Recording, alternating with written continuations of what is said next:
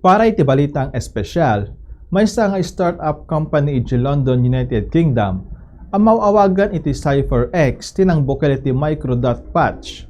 May sa baro awaga sa permanente at tattoo, nga arik na awan sakit na saan nga agar-aramat iti traditional at tattoo machine.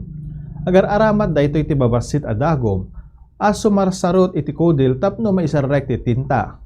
May pigket ti patch iti uneg ti nasurok kumurang 15 minutes, ken inot aroma iti tattoo iti uneg ti 24 to 48 nga oras. Iti agdama limitado pay laing iti basit nga nangisit a disenyo kas iti puso, bituin, ken emoji ken available laing ti napili a lokasyon iti London. Diyan ti balitang espesyal ti Bombo ni Senbios, siak ni Bombo Jonathan Cabildo, and this is Bombo Radio Philippines, the #1 radio network in the country, your trusted source of news and information, basta radyo. Bombo!